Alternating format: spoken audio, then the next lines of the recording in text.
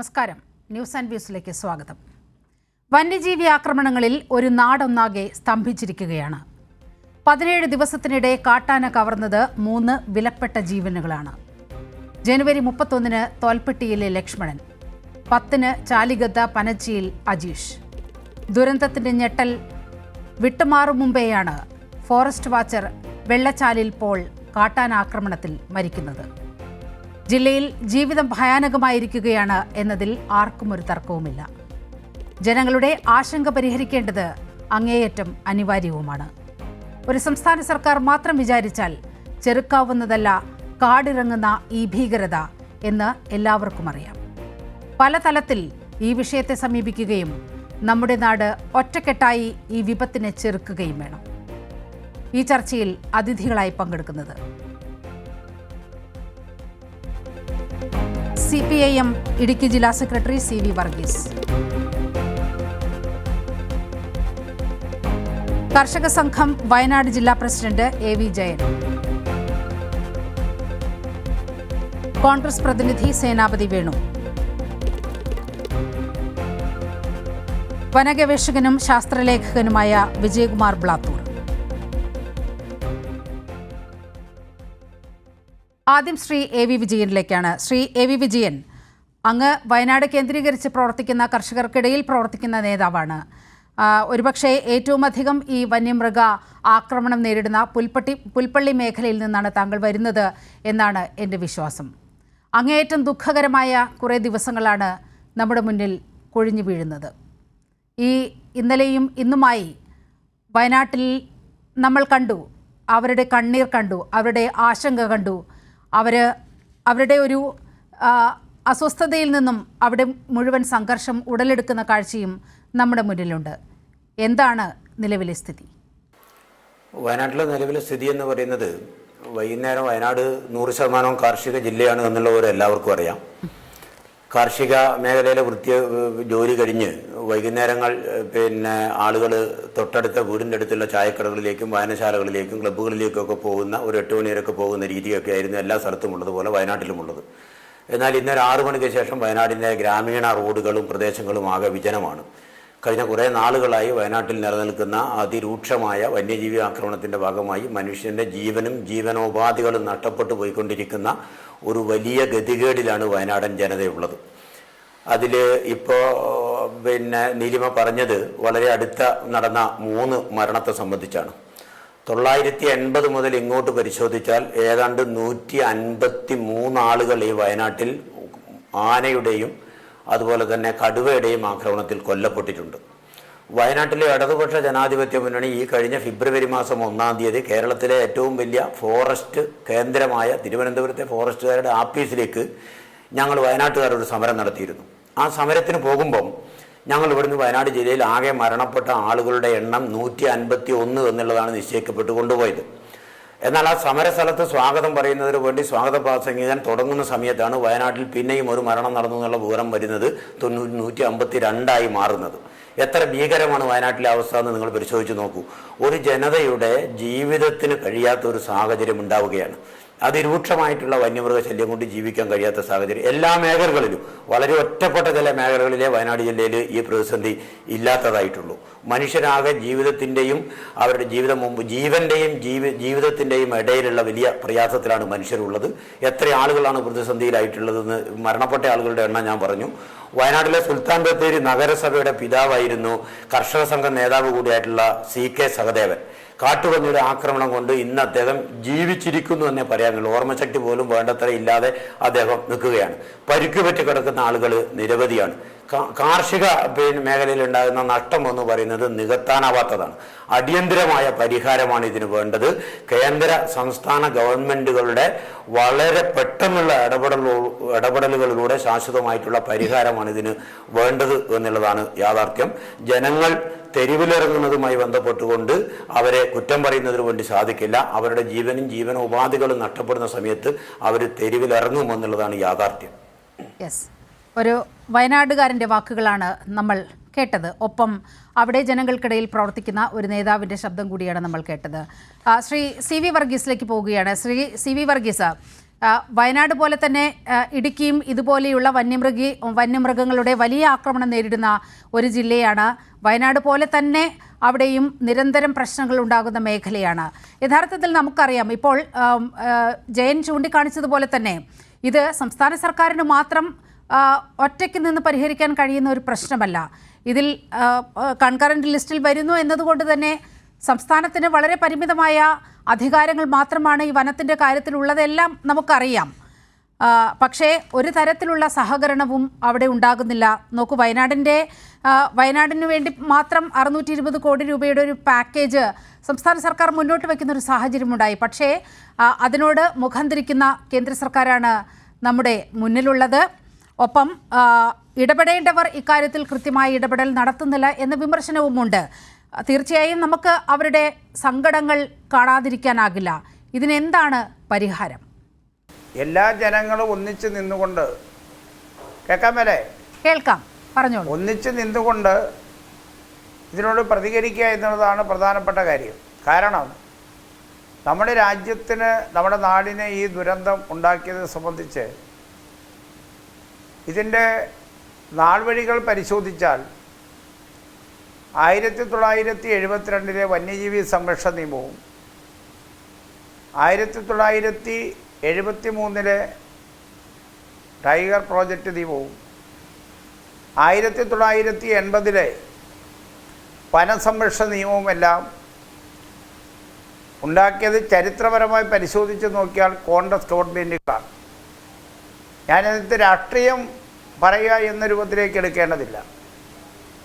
കേന്ദ്ര വനസംരക്ഷണ നിയമവും വന്യജീവി സംരക്ഷണ നിയമവും കേന്ദ്ര ഗവൺമെൻറ്റിൻ്റെ വിജയൻ ഇവിടെ സൂചിപ്പിച്ച പോലെ കൺകറന്റ് ലിസ്റ്റിലാണ്. സംസ്ഥാന ഗവൺമെൻറ്റിന് ഈ കാര്യത്തിൽ ഒരു നിലപാട് സ്വീകരിക്കാൻ കഴിയില്ല. മറ്റൊരു കാര്യം, മനുഷ്യത്വരഹിതമായ ചില സന്ദർഭത്തിൽ ജുഡീഷ്യറിയുടെ ഇടപെടലുണ്ട്. ഉദാഹരണം, ഇടുക്കി ജില്ലയിൽ 14 ആളുകളെ അതിദാരുണമായി കൊലപ്പെടുത്തിയ അരിക്കൊമ്പൻ എന്ന് പറയുന്ന കൊലയാളിയായ ആന, അതിനെ പിടിക്കുന്നതിന് വേണ്ടി ബഹുമാനപ്പെട്ട വനം മന്ത്രി പങ്കെടുത്ത് ജില്ലയിലെ ജനപ്രതിനിധികളും എല്ലാമായി ചർച്ച ചെയ്ത് തീരുമാനമെടുത്തു. എല്ലാവിധമായ സംവിധാനം ഉപയോഗപ്പെടുത്തി ആനെ പിടിക്കാൻ വേണ്ടി നിലപാട് സ്വീകരിച്ചു. അപ്പോഴാണ് രാത്രി 12 മണിക്ക് ബഹുമാനപ്പെട്ട കേരള ഹൈക്കോടതി 12 മണിക്ക് യോഗം ചേർന്ന് ആനയെ പിടിക്കാൻ പാടില്ല എന്ന് പറഞ്ഞുകൊണ്ട് ബഹുമാനപ്പെട്ട കേരള ഹൈക്കോടതി ഉത്തരവിറക്കി. അതിനാധാരമായ കാര്യം എന്താണ്?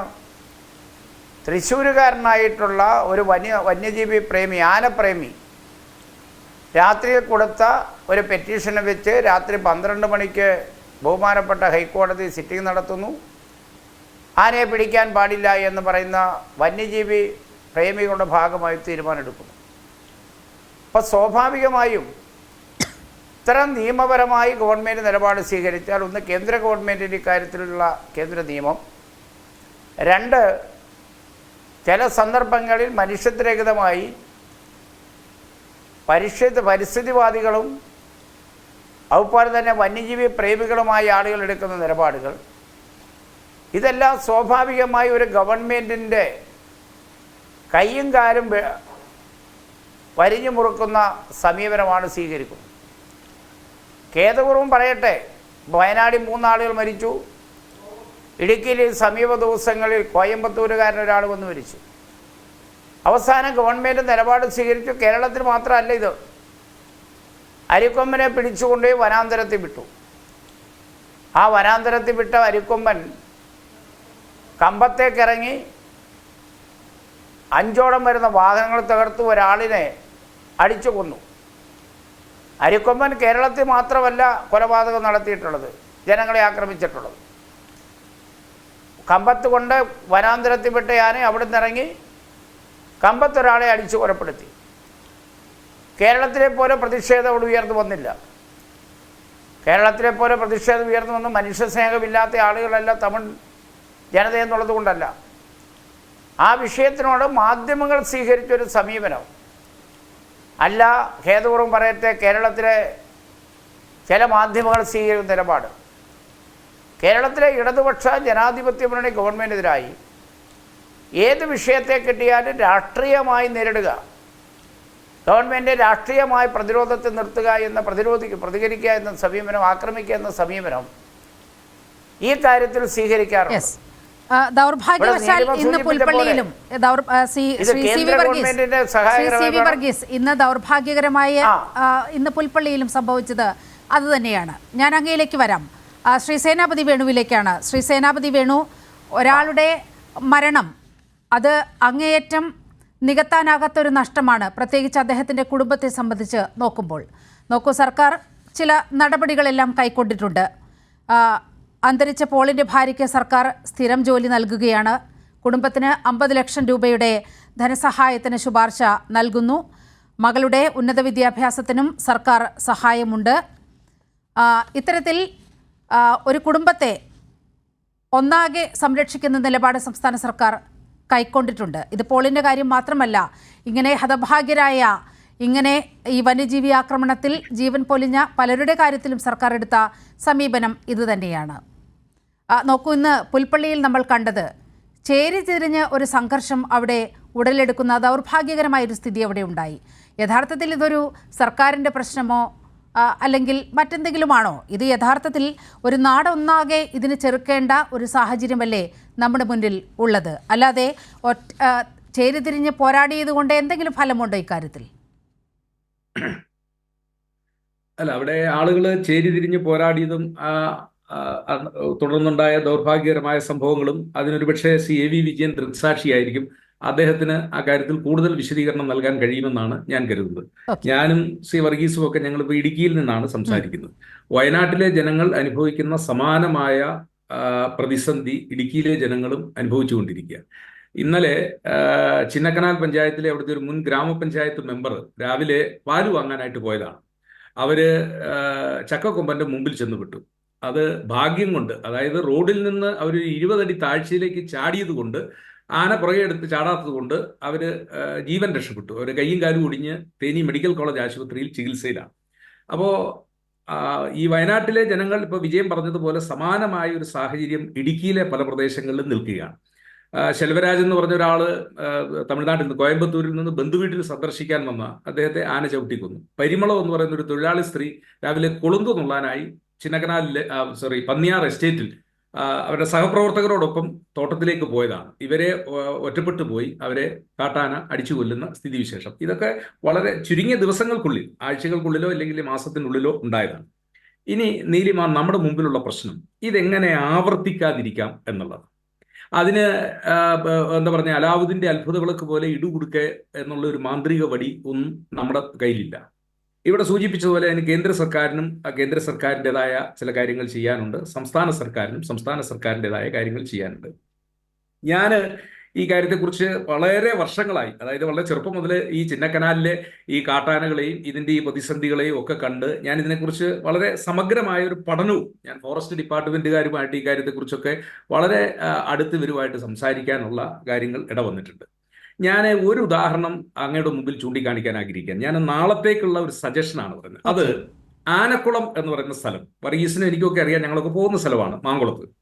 അവിടെ ഓരുവെള്ളം കുടിക്കാനായിട്ട് ആനകൾ വരും. അത് ഡസൻ കണക്കിനല്ല, ചിലപ്പോൾ 100ഓളം ആനകൾ വരും. നമുക്ക് വലിയ അത്ഭുതം തോന്നും. ആ ആന ഓരുവെള്ളം വന്ന് കുടിച്ചിട്ട് കയറിപ്പോകുന്നു.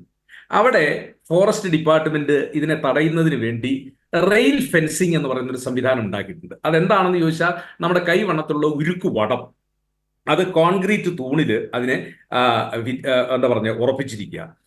ഒരാൾ ഉയരത്തിൽ ഒരു 3 കമ്പിയാണ് അല്ലെങ്കിൽ 3 വടമാണ് ഉറപ്പിച്ചിരിക്കുന്നത്. അപ്പൊ ഈ ഒരാൾ ഉയരത്തിൽ ആനയ്ക്ക് ചാടി കയറാൻ പറ്റത്തില്ല. ഈ ഉരുക്കു വടത്തെ തള്ളി ഇതിന് മുന്നോട്ട് കടന്നു വരാനും പറ്റത്തില്ല.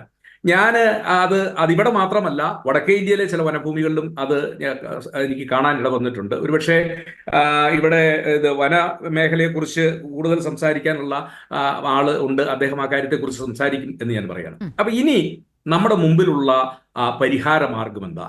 ഈ വനങ്ങൾക്ക് മുഴുവൻ ചുറ്റും മുമ്പ് നമ്മൾ വിചാരിച്ചത് എന്താ പറഞ്ഞ ഇലക്ട്രിക് ഫെൻസിങ്, അതായത് സോളാർ ഫെൻസിങ്, അത് പ്രായോഗികമല്ല. കാരണം ചിന്നക്കനാലിൽ ഞങ്ങൾ നേരിട്ട് കാണുന്നതാണ്, ആന ഈ സോളാർ ഫെൻസിങ്ങിന്റെ വേലി ഉണങ്ങിയ തടി കൊണ്ടുവന്ന് അതിലിട്ട് അത് മറിച്ചിടുക, അതല്ലെങ്കിൽ അതുകൊണ്ട് തള്ളി മറിച്ചിട്ട് അപ്പുറത്ത് കിടക്കുന്നത് നമ്മൾ കാണും. അപ്പം സോളാർ ഫെൻസിങ് പ്രായോഗികമല്ല.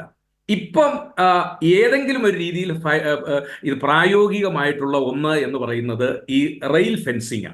അതായത് കൈവണ്ണത്തിലുള്ള ഉരുക്കുവടം, ആ ഉരുക്കുവടം ഒരാൾ 1.5 ആൾ ഉയരത്തിൽ അല്ലെങ്കിൽ ഒരു 3-4 ഉയരത്തിൽ കോൺക്രീറ്റ് തൂണിൽ അവനെ ഈ വനത്തിന് ചുറ്റും വേലി പോലെ കെട്ടുക. ഇവിടെ നമ്മൾ അറിയേണ്ടത് പാകിസ്ഥാൻ അതിർത്തിയിൽ ഏതാണ്ട് 4000 കിലോമീറ്ററിലാണ് ദേശീയ ഗവൺമെന്റ് അതിർത്തിയിൽ വേലി കെട്ടിയിരിക്കുന്നത്. അത് ഇങ്ങനത്തെ വേലിയല്ല, ഒരുപക്ഷെ നമ്മൾ കണ്ടിരിക്കും, 2 ലെയറിലെ വേലിയാണ്. ഫ്രണ്ടില് ഒരു ലെയർ മുള്ളുകമ്പി, പിന്നെ അതിന്റെ ഇടയ്ക്ക് ഒരു ലെയർ മുള്ളുകമ്പി, ഇടയ്ക്കോടെ ആളുകൾക്ക് നടന്നു പോകാവുന്ന മുകളിൽ കൂടി ചുറ്റി, അത് മനുഷ്യൻ കയറാതിരിക്കാനായിട്ടാണ്. ഞാൻ പറഞ്ഞു വന്നത് 4000 കിലോമീറ്റർ നീളത്തിലാണ് പാകിസ്ഥാൻ അതിർത്തിയിൽ വേലി ഉണ്ടാക്കിയിരിക്കുന്നത്, അങ്ങോട്ടും ഇങ്ങോട്ടും ക്രോസ് ചെയ്യുന്നത്. ഈ അടുത്ത കാലത്ത് കേന്ദ്ര എന്താ പറയുക ആഭ്യന്തരമന്ത്രി അമിത്ഷാ പറഞ്ഞ ഒരു കാര്യം, 1300 കിലോമീറ്റർ ബർമ്മ അതിർത്തിയിൽ പുതുതായി വേലി നിർമ്മിക്കാൻ പോവുകയാണ്. ഞാൻ പറഞ്ഞത് കേരളത്തിലെ മൊത്തം വനത്തിന്റെ ഒരു വിസ്തീർണം ഈ അടുത്ത കാലത്ത് ഫോറസ്റ്റ് ഡിപ്പാർട്ട്മെന്റ് പറഞ്ഞത് ഞാൻ മനസ്സിലാക്കുന്നത് 11,521 ചതുരശ്ര ഏക്കറാണ്. അതെ, ചതുരശ്ര ഏക്കർ ഭൂമിയാണ് വനഭൂമിയായിട്ടുള്ളത്.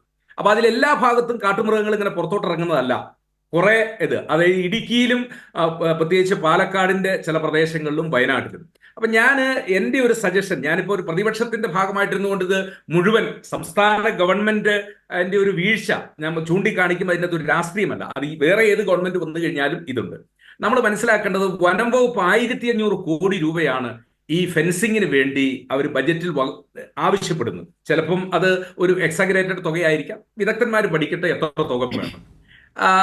നീലിമ, നമ്മൾ അറിയേണ്ടത് 2021-22 ബജറ്റിൽ വന്യജീവികളുടെ കടന്നുവരവും ആക്രമണവും തടയാൻ വേണ്ടി അനുവദിച്ചത് കേവലം 100 കോടിയാണ്. അതിൽ ചെലവഴിച്ചത് ഞാൻ മനസ്സിലാക്കുന്നത് 41 കോടി രൂപ മാത്രം.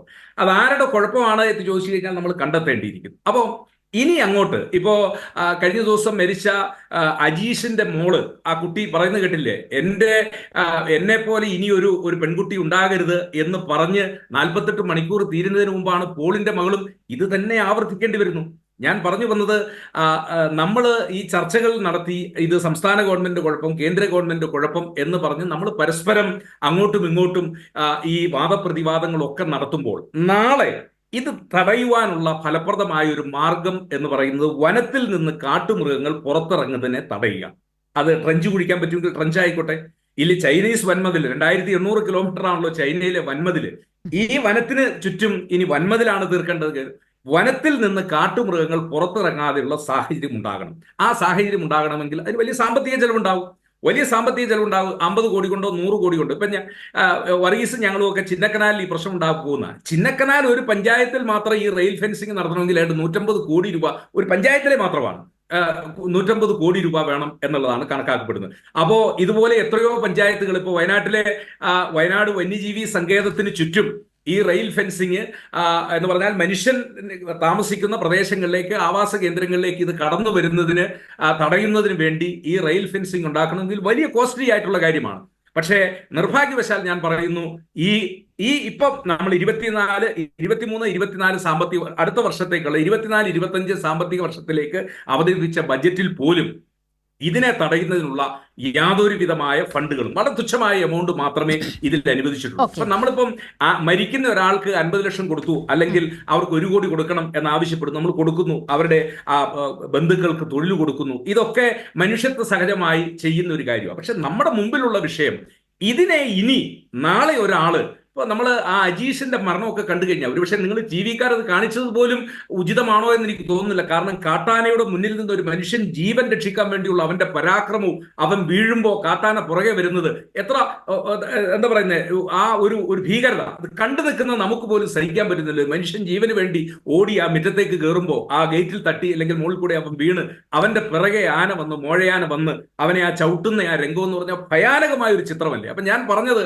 ഇനി നമുക്കിത് ആവർത്തിക്കപ്പെടാതിരിക്കാൻ ഇന്നത്തെ മാതിരി വയനാട്ടിലെ ആളുകൾ ചേരിതിരിഞ്ഞ് മുദ്രാവാക്യം വിളിച്ചതുകൊണ്ടോ, അതല്ല ഇനി MLA ആണ് കുഴപ്പക്കാരൻ, MP ആണ് കുഴപ്പക്കാരൻ, അല്ലെങ്കിൽ അവരാണ് പോസിറ്റീവായ നിർദ്ദേശങ്ങളാണ് സേനാപതി വേണു മറ്റ് രാഷ്ട്രീയമായി ഇതിനെ കാണാതെ വളരെ പോസിറ്റീവായ നിർദ്ദേശങ്ങളാണ് ശ്രീ സേനാപതി വേണു മുന്നോട്ട് വച്ചിരിക്കുന്നത്. അത് അങ്ങേയറ്റം സ്വാഗതം ചെയ്യപ്പെടേണ്ട ഒരു കാര്യം തന്നെയാണ്. ഇപ്പോൾ നമ്മോടൊപ്പം വനഗവേഷകനും ശാസ്ത്രലേഖകനുമായ വിജയകുമാർ ബ്ലാത്തൂർ കൂടി ചേരുകയാണ്. ശ്രീ വിജയകുമാർ ബ്ലാത്തൂർ, ഇതൊരിക്കലും പൊളിറ്റിക്കലായി കാണേണ്ട ഒരു വിഷയമേ അല്ല എന്ന് അങ്ങേക്ക് കൂടി വളരെ കൃത്യമായി ബോധ്യപ്പെടുന്ന ഒരാളാണ്. കൃത്യമായി കാടുകളെ മനസ്സിലാക്കുന്ന ഒരാളാണ്, ശാസ്ത്രലേഖകൻ കൂടിയാണ്. എങ്ങനെയാണ് ഇതിനൊരു ശാശ്വത പരിഹാരം എന്ന നിലയിൽ നിർദ്ദേശങ്ങൾ അങ്ങേക്ക് മുന്നോട്ട് വയ്ക്കാനുള്ളത്? ഇതില് സേനാപതി വേണു സാർ പറഞ്ഞ വളരെ അവിടെ നിന്ന് തന്നെ തുടങ്ങേണ്ടത്. നമ്മൾ ഇതില് ഇപ്പോഴ് വളരെ സങ്കുചിതമായിട്ടുള്ള രാഷ്ട്രീയ ലാഭങ്ങളെ പറ്റിയിട്ട് ഒരിക്കലും ചിന്തിക്കരുത്. ഇത് വളരെ സങ്കീർണമായിട്ടുള്ള ഗുരുതരമായിട്ടുള്ള ഒരു പ്രശ്നത്തിലേക്കാണ് നമ്മൾ എത്തിയിരിക്കുന്നത്. ഇത് ഇന്നുകൊണ്ടോ നാളെ കൊണ്ടോ തീരില്ല. കൂടുതൽ ഗുരുതരമായിട്ടുള്ള ഒരു പ്രശ്നത്തിലേക്ക് തന്നെയാണ് ഇത് പോവുക. നമ്മൾ ഇന്ന് കരുതുന്നതിൽ കൂടിയ ഗൗരവത്തിലേക്ക് ദിവസം തോറും ഈ പ്രശ്നം വളരെ സീരിയസ് ആയിട്ടുള്ള ഒരു വിഷയത്തിലേക്ക് നീങ്ങിയാണ്. അപ്പോൾ ഉള്ള ഏറ്റവും പ്രധാനപ്പെട്ട ഒരു നിർദ്ദേശം അദ്ദേഹം പറഞ്ഞത് അതില് മൃഗങ്ങൾ പുറത്തേക്ക് ഇറങ്ങാതിരിക്കാൻ വേണ്ടി ശ്രമിക്കുക എന്നുള്ളതാണ്. പക്ഷെ അത് വിചാരിക്കുന്ന അത്ര ലളിതമല്ല നമ്മുടെ കാര്യം. പ്രധാന പ്രശ്നം കേരളത്തിന്റെ ടെറൈൻ എന്ന് പറയുന്നത് നമ്മൾ വിചാരിക്കുന്ന പോലെ വളരെ പ്ലെയിൻ ആയിട്ടുള്ള ഒരു സ്ഥലമല്ല. നമ്മൾ പലതരത്തിലുള്ള വേലികൾ ഇപ്പൊ ആഫ്രിക്കയിലെ സാവന്നുകളിലോ അല്ലെങ്കിൽ അതേപോലെയുള്ള സ്ഥലങ്ങളിലോ ഉപയോഗിക്കുന്ന തന്ത്രമൊന്നും നമുക്ക് പറ്റാതെ അവിടെയുള്ള തേനീച്ചകൾ ഉപയോഗിക്കുന്നു. അങ്ങനെയൊക്കെയുള്ള പലതരത്തിലുള്ള ശ്രമങ്ങൾ നടത്തുമ്പോഴും നമ്മുടെ ഇവിടെയുള്ള ടെറൈനിൽ വലിയ വ്യത്യാസമുണ്ട്. ഇപ്പോഴ് ആറളം എന്റെ തൊട്ടടുത്തുള്ളതാണ്. ആറളത്തുള്ള വലിയ മതിലുകളാണ് പൊളിക്കുന്നത്. അതായത് പുഴയോട് ചേർന്നിട്ടൊക്കെയുള്ള സ്ഥലത്ത് വെച്ചിരിക്കുന്ന വലിയ മതിലുകൾ, അത്തരത്തിലുള്ള മതിലുകൾ കിലോമീറ്ററുകൾ ഓളം കെട്ടുക എന്ന് പറയുന്നത് ഈ വർഷം ഞാൻ മനസ്സിലാക്കുന്ന 120 കോടിയോളം രൂപ മാറ്റിവെച്ചാൽ പോലും അത് വളരെ ചെറിയൊരു തുക പോലും ആകുകയുള്ളൂ. അപ്പൊ കേരളത്തിലെ മുഴുവൻ കാടുകളെയും ഇത്തരത്തിലുള്ള ആനകൾ പുറത്തേക്കിറങ്ങാത്ത വിധത്തിലുള്ള മതിലുകൾ പണിയുക എന്ന് പറയുന്നത് വിചാരിക്കുന്ന അത്ര എളുപ്പമുള്ള ഒരു കാര്യമല്ല. അതുകൊണ്ട് തന്നെ ഒരു ഗവൺമെന്റിന് നമ്മളിപ്പോൾ ഒരു വലിയ ഹൈവേ ഉണ്ടാക്കുന്നതിനേക്കാളും കൂടിയ ചെലവുകളിലാണ് ഇത് വേണ്ടി വരുന്നത്. രണ്ടാമത്തെ ഒരു മൃഗമല്ല നമുക്കുള്ളത് എന്നുള്ളതാണ്.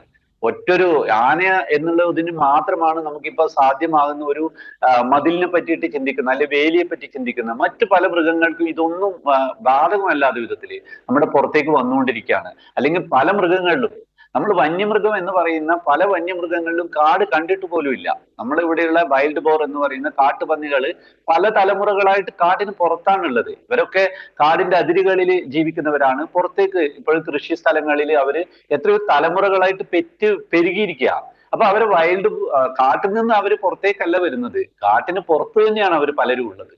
അപ്പോൾ ഈ ഒരു അത്തരത്തിലുള്ള മൃഗങ്ങളെ എങ്ങനെയാണ് ഇവയുടെ എണ്ണത്തെ നമ്മൾ നിയന്ത്രിക്കുക എന്നുള്ള വളരെ പ്രധാനപ്പെട്ട ഒരു കാര്യമുണ്ട്. ഇത് ഓരോ വർഷവും നമ്മളിപ്പോഴും പറയുന്നത് കാടുകളുടെ മോശം ആരോഗ്യം കൊണ്ടല്ല, നമ്മൾ നന്നായിട്ട് കാടുകളെ പരിപാലിച്ചത് കൊണ്ടാണ് കാടുകളിലെ മൃഗങ്ങളുടെ എണ്ണം കൂടിയിരിക്കുന്നത്. എന്ത് തരത്തിലുള്ള കണക്കുകൾ പറഞ്ഞാലും കേരളത്തിലെ അല്ലെങ്കിൽ നമ്മുടെ ഈ വെസ്റ്റേൺ ഗാട്സിലെ ആ മൃഗങ്ങളുടെ എണ്ണം, പല മൃഗങ്ങളുടെ എണ്ണം കൂടിയിട്ടുണ്ട്. അത് കുറെ കൂടി സുതാര്യമായിട്ട് ഗവൺമെന്റ് ഈ എണ്ണം നമുക്ക് എല്ലാ മനുഷ്യർക്കും മനസ്സിലാകുന്ന വിധത്തിൽ ലളിതമായിട്ട് എങ്ങനെയാണ് കാൽക്കുലേറ്റ് ചെയ്യുന്നതെന്നും ആ കണക്കുകളിൽ എങ്ങനെയൊക്കെ വർധനം ഉണ്ടായിട്ടുണ്ടെന്നും നമ്മുടെ കാടുകൾക്ക് താങ്ങാവുന്ന എത്ര മൃഗമാണോ ഉള്ളത്, അതിൽ കൂടുതലായിട്ടുണ്ടോ അല്ലെങ്കിൽ കുറവാണോ, അവയെ ഭക്ഷണ ലഭ്യത കുറവുകൊണ്ടാണോ പുറത്തേക്ക് ഇറങ്ങുന്നത്, ഇങ്ങനെയുള്ള കാര്യങ്ങളിൽ വളരെ ഗൗരവതരമായിട്ട് നമ്മൾ ഇനി ചിന്തിച്ചു പോകണം. ഇതേപോലുള്ള വിഷയങ്ങൾ വരുമ്പോൾ ഇതിപ്പോ എല്ലാ കാലത്തും ഉണ്ടാവില്ല, ചില സീസണുകളിലാണ് ഇതേപോലെ മൃഗങ്ങൾ കൂടുതലായിട്ട് പുറത്തേക്ക് ഇറങ്ങുന്നത് നമുക്കറിയാം. ഈ ഒരു സീസൺ കഴിയുമ്പോൾ നമ്മളത് മറന്നുപോകും. വീണ്ടും ഒരു 1-2 ആൾക്കാർക്ക് അപകടം വരുമ്പോൾ മാത്രമാണ് നമ്മുടെ ചർച്ചകളിലേക്ക് ഇത് സജീവമായിട്ട് വരുന്നത്. അങ്ങനെ വന്നിട്ട് കാര്യമില്ല. നമുക്ക് വളരെ സീരിയസ് ആയിട്ട് ഇതിനൊരു പ്രോട്ടോകോൾ ഉണ്ടാക്കണം. നിയമ സംവിധാനങ്ങളിൽ മാറ്റം വേണമെങ്കിൽ, അതായത് ലോകത്തെ വേറെ ഏത് വികസിത രാജ്യങ്ങളിലെയും 100 കണക്കിന് ആളുകൾ ഇതേപോലെ സാധാരണക്കാരായ ആളുകൾ മരിച്ചിട്ടും നമുക്ക് ഒന്നും ചെയ്യാനാവാതെ, ഈ നഷ്ടപരിഹാരങ്ങളൊന്നും ഒരു പരിഹാരങ്ങളല്ല. ദിവസം തോറും പുതിയ പുതിയ കേസുകൾ വന്നുകൊണ്ടിരിക്കുമ്പോൾ ഇത് കുറയാനുള്ള ഒരു കാരണവും നമ്മുടെ മുന്നിലില്ല. ഇത് കൂടുക മാത്രമേ ചെയ്യുള്ളൂ. താൽക്കാലിക പരിഹാരങ്ങൾ കൊണ്ട് നമുക്ക് എവിടെ എത്താൻ പറ്റില്ല. അപ്പോൾ എന്താണ് ഇതിന്റെ കോസ് എന്നുള്ളത്, എന്തുകൊണ്ട് മൃഗങ്ങൾ പുറത്തേക്ക് ഇറങ്ങുന്നു എന്നുള്ളത് വളരെ പ്രധാനമാണ്. അപ്പൊ ഒന്നുകിൽ മൃഗങ്ങളുടെ എണ്ണം കൂടിയിട്ട് അല്ലെങ്കിൽ മൃഗങ്ങളുടെ ഭക്ഷണ ലഭ്യത കുറവ്, ആ കാര്യങ്ങൾക്കുള്ള പരിഹാരം വേണം. നമുക്ക് മൃഗങ്ങളുടെ കൂടുതലാണെങ്കിൽ നമുക്ക് ഇവയെ റീലൊക്കേറ്റ് ചെയ്തേ പറ്റുള്ളൂ. അവർക്ക് ചില പരിമിതികളും വിഷമങ്ങളും ഒക്കെ ഉണ്ടാവും, ഉറപ്പാണ്. ചീറ്റയെ ആഫ്രിക്കൻ കാടുകളിൽ നിന്നും നമുക്ക് കൊണ്ടുവരുന്നുണ്ടല്ലോ. ഇന്ത്യയിൽ നമുക്ക് ചീറ്റയെ കൊണ്ടുവരാമെങ്കിൽ നമ്മൾ ഇവിടെയുള്ള ടൈഗറിന്റെ എണ്ണം കൂടുതലാണെങ്കിൽ ഈ ടൈഗറിനെ ഇന്ത്യയിലെ തന്നെ മറ്റേതെങ്കിലും സ്ഥലത്തേക്കോ ഇന്ത്യക്ക് പുറത്തുള്ള സ്ഥലത്തേക്കോ നമുക്ക് കൊടുക്കാനോ അവയുടെ എണ്ണം കുറക്കാനോ പറ്റണം. അതേപോലെ തന്നെ ആനയുടെ കാര്യത്തിലും ആനയുടെ എണ്ണം കൂടുതലാണെങ്കിൽ അതിന് ഏതെങ്കിലും ഇനിയും എണ്ണം കൂടുന്നതിനെ നമുക്ക് നിയന്ത്രിച്ചേ പറ്റൂ. അത് വന്ധ്യീകരണമാണെങ്കിൽ അങ്ങനെ, അല്ലാതെ വിധത്തിലുള്ള എണ്ണം ക്യാപ്ചർ ചെയ്യുകയാണെങ്കിൽ അങ്ങനെ, എന്തെങ്കിലും ആയിട്ടുള്ള പരിഹാരങ്ങളെ പറ്റി ചിന്തിച്ചേ നമുക്ക് പറ്റൂ. വളരെ ക്രിയാത്മകമായ നിർദ്ദേശങ്ങളും നിരീക്ഷണങ്ങളുമാണ് അദ്ദേഹം പങ്കുവച്ചത്. ശ്രീ സി വി വർഗീസിലേക്ക് ഒരിക്കൽ കൂടി പോവുകയാണ്. ശ്രീ വി വർഗീസ്, നമ്മൾ ഇക്കാര്യത്തിൽ രാഷ്ട്രീയം വേണ്ട എന്നൊക്കെ പറയും, എന്നാൽ പോലും ഇതിൽ ചില ഇടപെടലുകൾ ചില ഭാഗങ്ങളിൽ നിന്ന് ഉണ്ടാകേണ്ട ഒരു സാഹചര്യം തന്നെയാണ്. ഒന്നാമത്, കൺകറന്റ് ലിസ്റ്റിൽ പെടുന്ന ഒരു വിഷയം, സംസ്ഥാനത്തിന് കൃത്യമായ നിയന്ത്രണമില്ല. ഈ വരുന്ന മാറ്റങ്ങൾക്കനുസരിച്ചുകൊണ്ട് അതിൽ കൃത്യമായ നിയമനിർമ്മാണം വേണം. ഇപ്പോൾ ശ്രീ വിജയകുമാർ ചൂണ്ടിക്കാണിച്ചതുപോലെ നമുക്കൊരു ടൈഗർ പ്രോജക്റ്റ് ഉണ്ട്. ആ ടൈഗർ പ്രോജക്റ്റ് ആ വംശപരമ്പരയെ നിലനിർത്താൻ വേണ്ടതെല്ലാം ചെയ്തിട്ടുണ്ട്. എക്സസ് പോപ്പുലേഷൻ അവിടെ ഉണ്ടെങ്കിൽ അവയെ കൊന്നൊടുക്കാനുള്ള നിയമനിർമ്മാണം അടക്കമുള്ള കാര്യങ്ങളിലേക്ക് ഒരു രാജ്യം നീങ്ങേണ്ടതുണ്ട്. മറ്റ് വികസിത രാജ്യങ്ങളെല്ലാം ആ പാത സ്വീകരിക്കുന്നു എന്നാണ് മനസ്സിലാകുന്നത്. മറ്റൊന്ന്, നമ്മുടെ സംസ്ഥാന സർക്കാരിന് മാത്രമായി ഇക്കാര്യത്തിൽ ഇടപെടാനാകില്ല എന്ന് ഈ ചർച്ചയുടെ തുടക്കത്തിലേ ഞാൻ ചൂണ്ടിക്കാണിച്ചതാണ്. നോക്കൂ, 620 കോടിയുടെ ഒരു പ്രോജക്റ്റ് വയനാടിന് മാത്രമായി സംസ്ഥാന സർക്കാർ കേന്ദ്ര സർക്കാരിന് സമർപ്പിച്ചു. പക്ഷേ കേന്ദ്രം അത് പൂർണ്ണമായും നിരാകരിക്കുന്ന ഒരു സ്ഥിതിയുണ്ടായി. ഇപ്പോൾ നോക്കൂ, വയനാട് MP രാഹുൽ ഗാന്ധി വളരെ കൃത്യമായി ആ മണ്ഡലത്തിൻ്റെ പ്രശ്നങ്ങൾ വളരെ കൃത്യമായി കേന്ദ്ര സർക്കാരിന് മുന്നിൽ അവതരിപ്പിക്കാൻ ശേഷിയുള്ള ആളുകൂടിയാണ്. ഒരു ഭാഷാ പ്രശ്നം പോലും അദ്ദേഹത്തിന് ഇല്ല. പക്ഷേ അദ്ദേഹം ഈ വിഷയത്തിൽ ഒന്നനങ്ങുക പോലും ഉണ്ടായില്ല. പക്ഷേ നോക്കൂ, ഒരു രാഷ്ട്രീയ മുതലെടുപ്പിന് ഈ വയനാട്ടിലെ പ്രശ്നം കരുവാക്കുന്നു എന്ന് പറയുന്നതിൽ തെറ്റ് പറയാൻ കഴിയുമോ? നാളെ വയനാട്ടിലേക്ക് ഗവർണർ ചെല്ലുകയാണ്. ഗവർണർ, നമുക്കറിയാം ഏതെല്ലാം സാഹചര്യങ്ങളിലാണ് ഗവർണർ ഒരു സ്ഥലത്ത് ഓടിയെത്തുക എന്നുള്ളതിൻ്റെ രാഷ്ട്രീയമൊക്കെ നമുക്കറിയാവുന്ന കാര്യമാണ്. ഒപ്പം രാഹുൽ ഗാന്ധി കൂടി ഇതിനു മുൻപും മരണങ്ങളുണ്ടായി. ഇതുപോലെ കാഷ്വാലിറ്റീസ് വയനാടൻ ജനത അഭിമുഖീകരിച്ച ഒട്ടേറെ ഘട്ടങ്ങളുണ്ടായി. അപ്പോഴൊന്നുമില്ലാത്ത സ്നേഹം വളരെ കൃത്യമായി രാഹുൽ ഗാന്ധി നാളെ വയനാട്ടിലെത്തുന്ന ഒരു സാഹചര്യം ഉണ്ട്. അപ്പോൾ രാഷ്ട്രീയമായി കൂടി നമ്മൾ ഈ കാര്യങ്ങളെ കാണേണ്ടതില്ലേ? തീർച്ചയായിട്ടും ഇവിടെ സേനാപതി വേണു വളരെ വ്യക്തമായി എനിക്ക് അദ്ദേഹവുമായി സൗഹൃദമുള്ളയാളാണ്. അദ്ദേഹം പറഞ്ഞ അഭിപ്രായം കോൺഗ്രസ് പാർട്ടിയുടെ അഭിപ്രായമല്ല. അദ്ദേഹത്തിൻ്റെ ക്രിയാത്മകമായ നിർദ്ദേശം, അഭിപ്രായങ്ങളെല്ലാം ഒരു വസ്തുതാപരമായ പഠനത്തിൽ നിന്നുകൊണ്ടുള്ള ഒരു പൊതുപ്രവർത്തനം സ്വീകരിച്ചുള്ളതാണ്. അതുകൊണ്ട് തീർച്ചയായും മനുഷ്യജീവനെ വെച്ച് എങ്ങനെയും രാഷ്ട്രീയം കളിക്കുക, ആ മനുഷ്യ എവിടെയുണ്ടായാൽ അക്രമ സമരങ്ങൾ സംഘടിപ്പിക്കുക. യഥാർത്ഥത്തിൽ ഗവർണർ പോകേണ്ടത് എങ്ങോട്ടാണ്? അദ്ദേഹം പോയി പ്രധാനമന്ത്രിയാണ് കാണേണ്ടത്. അദ്ദേഹത്തിന് ജനതയോട് ഉത്തരവാദിത്തമുണ്ടെങ്കിൽ, അദ്ദേഹത്തിന് പ്രതിബദ്ധതയുണ്ടെങ്കിൽ അദ്ദേഹം പോയി പ്രധാനമന്ത്രിയെ കാണണം. വയനാട് ജില്ലയ്ക്ക് വേണ്ടി പ്രഖ്യാപിച്ചിരിക്കുന്ന പാക്കേജ് നടപ്പാക്കാൻ അദ്ദേഹം സ്വാധീനം എടുത്തണം. രാഹുൽ ഗാന്ധി എന്താ ചെയ്യേണ്ടത്? രാഹുൽ ഗാന്ധി തൻ്റെ മണ്ഡലത്തിൽ 2 ആളുകളുടെ ജീവൻ നഷ്ടപ്പെടാനിടയായി. അതുപോലെ കേന്ദ്ര ഗവൺമെൻറ് മുമ്പിലേക്ക് ഒരു പദ്ധതി തയ്യാറാക്കി കൊടുത്തിരിക്കുകയാണ്.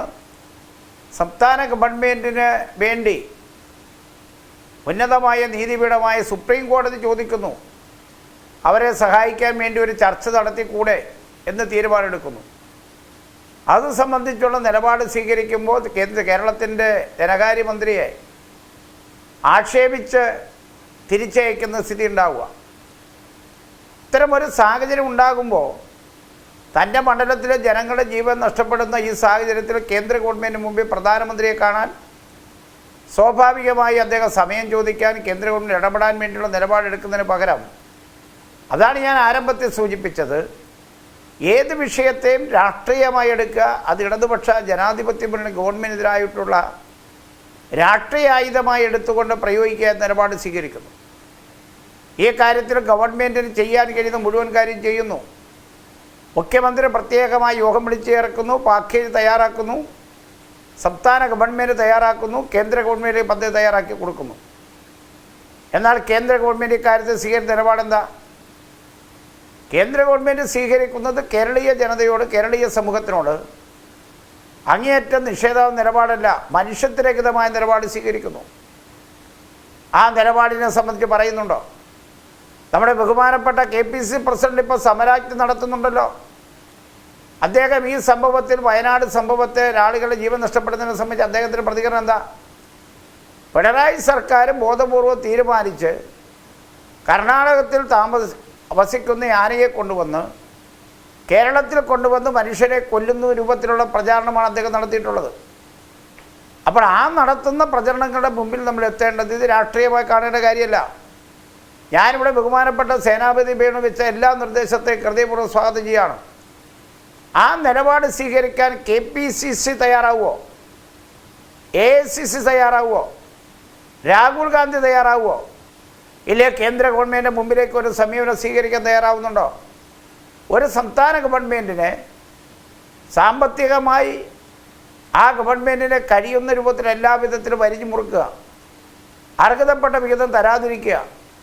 ആ അർഹതപ്പെട്ട വിഹിതം തരാതിരിക്കുന്ന ഗവൺമെൻറ്റിനെ സംബന്ധിച്ച് ഒരഭിപ്രായം പറയണ്ടേ? അപ്പോൾ രാഹുൽ ഗാന്ധി യഥാർത്ഥത്തിൽ അദ്ദേഹത്തിൻ്റെ ജാഥ നിർത്തി അദ്ദേഹം ഇന്ത്യയുടെ പ്രധാനമന്ത്രിയോട് സമയം ചോദിച്ചാൽ ഇവിടെ നീനുവ പറഞ്ഞ പോലെ അദ്ദേഹത്തിന് സമയം ലഭിക്കും, അദ്ദേഹത്തിന് കൃത്യമായ നിലപാട് സ്വീകരിക്കാം. അപ്പോൾ ഒരു ഭാഗത്തൂടെ കോൺഗ്രസും രാഹുൽ ഗാന്ധിയും മറുപക്ഷത്തൂടെ സംസ്ഥാന ഗവൺമെൻറ് കൊടുക്കുന്ന പദ്ധതികളെ, അതുപോലെ വന്യജീവി ആക്രമണത്തിനെതിരായി സ്വീകരിക്കുന്ന പാക്കേജുകൾക്ക് അംഗീകാരം തരാതെ ഗവർണർ നാളെ അവിടെ എത്തുന്നതിൻ്റെ ഭാഗമായിട്ട് എന്താണ് അദ്ദേഹം അവിടെ ചെല്ലുമ്പോൾ എന്താണ് കാട്ടിക്കൂട്ടാൻ പോകുന്നത് അറിയാൻ പറ്റില്ല.